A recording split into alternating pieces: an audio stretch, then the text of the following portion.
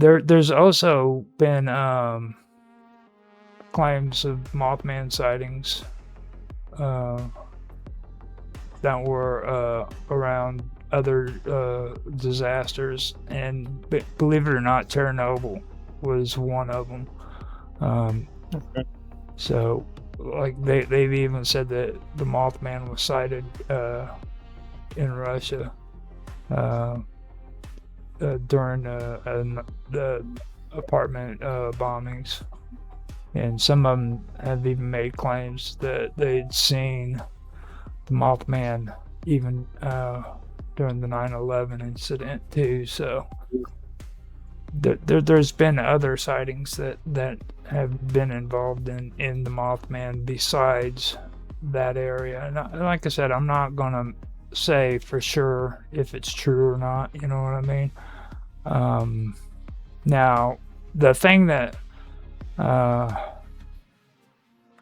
gets me is like the skepticism that goes with it too. You know, when it comes to like what the scientists and everybody says, like they like to try to say that it's misidentifying birds. You know what I mean? Or a lot of biologists says it that and they've done this with the Jersey Devil too. They've tried to say that witnesses, and they call them experts. You know what I mean? They're like they mix up owls and cranes and everything with you know, the Mothman. I mean, That's a more likely explanation. well, I mean, how big do you think barred owls get? Do you think they get big enough? Cranes get become large. Cranes have a large wingspan. Well, I mean, the wingspan, yeah, but like body mass, like these are supposed to be, you know what I mean? You gotta Again, how reliable are these so-called witnesses? Well, that's the whole thing, man. It's like the numbers.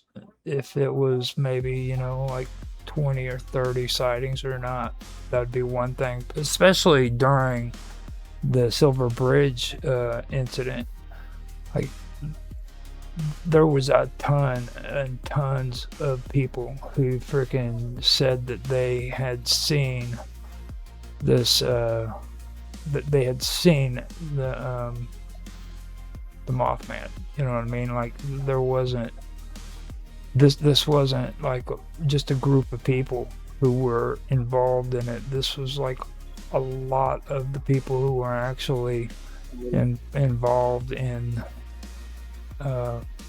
who escaped the incident. Okay, I was just thinking on the point of if you give me enough beers, I could see blue fluffy unicorns. Sort of point of view. You know me being the skeptical peasant I am, but Yeah, they said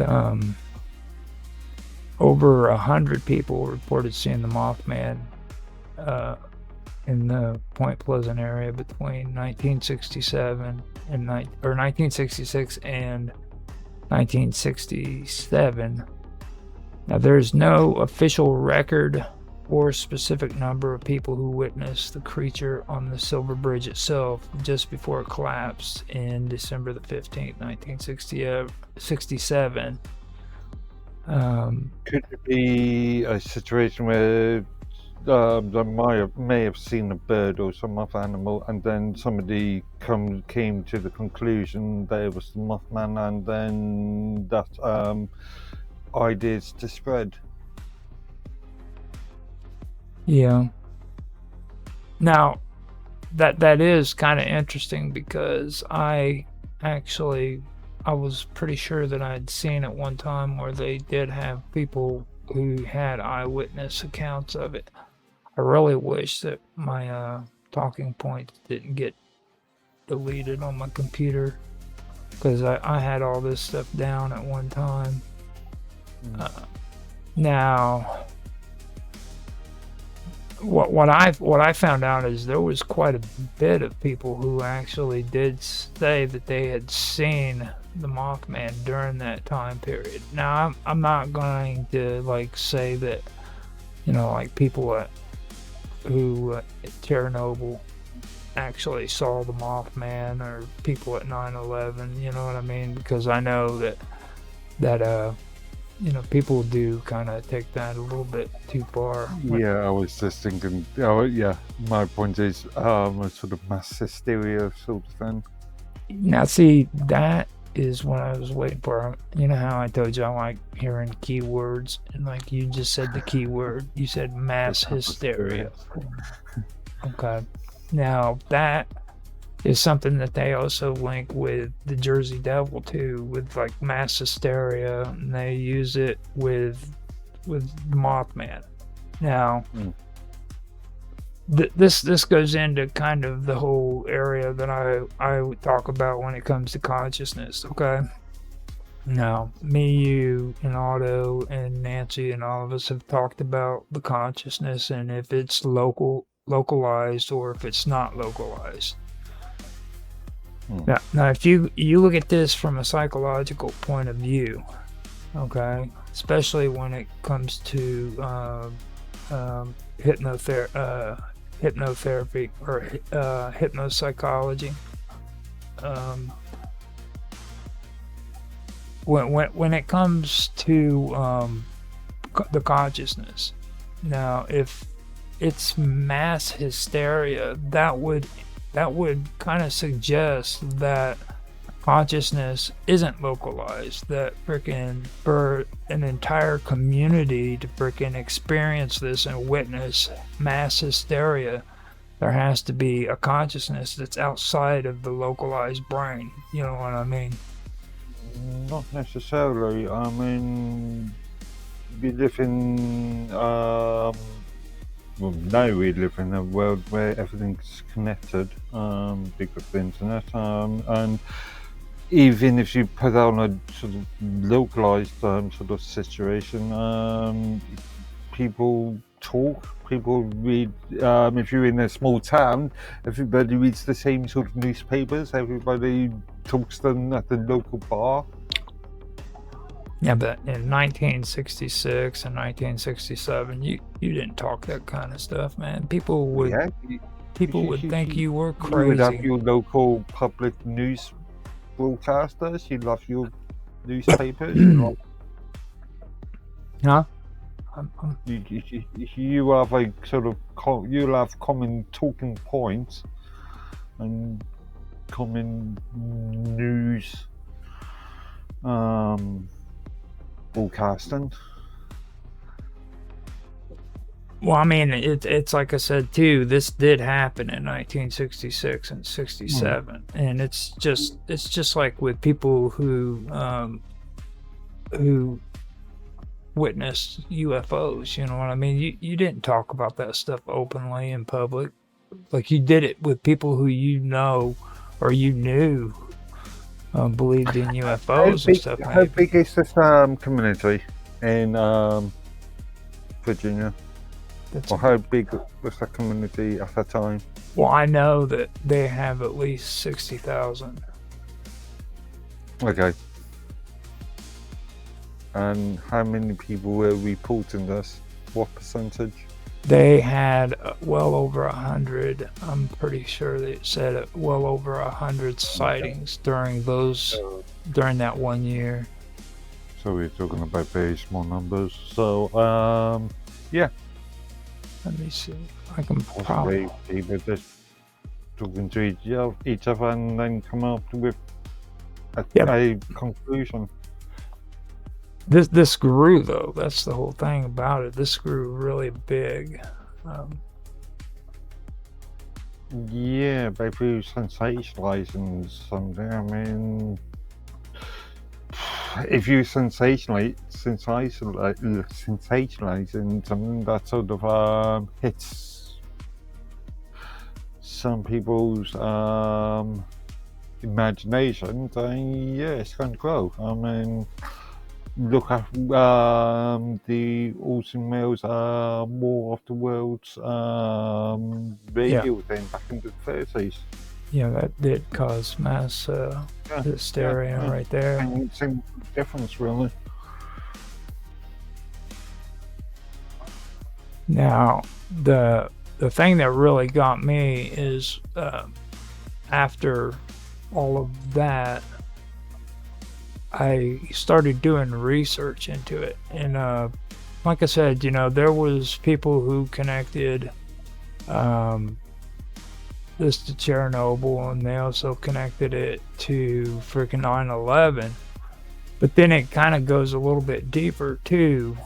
Um, you know, now th- this this is this is interesting right here when it comes to this story, because the TNT area, okay.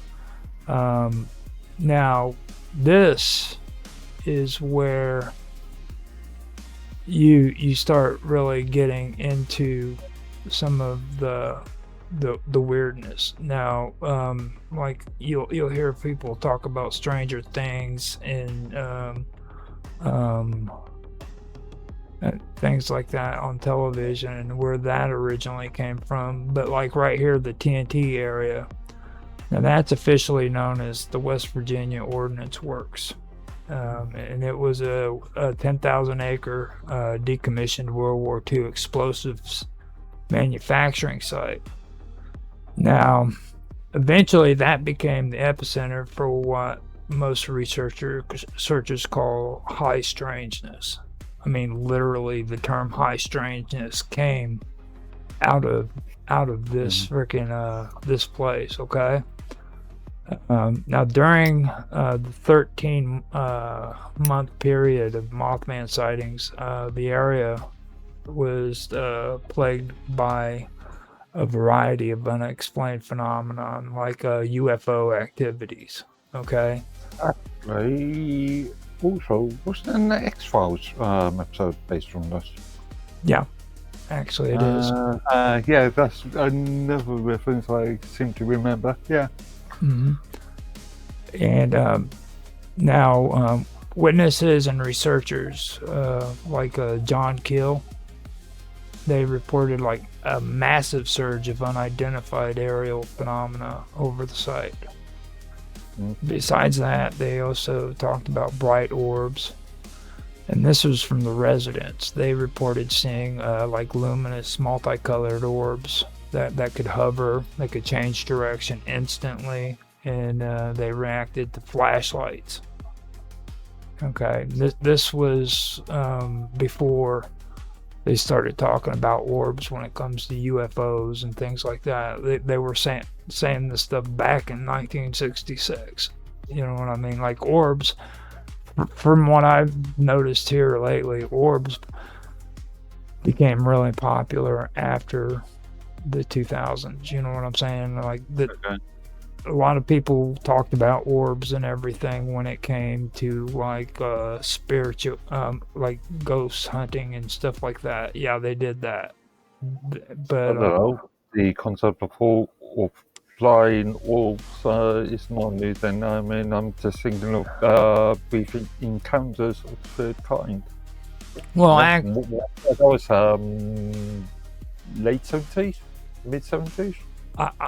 well, I mean, where they became popular, it would actually be oh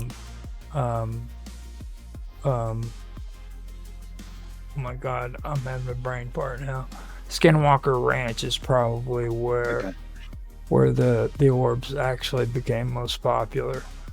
After Skinwalker Ranch broke out, that's where people started talking a lot more about the orbs, and that kind of goes into the whole consciousness thing too.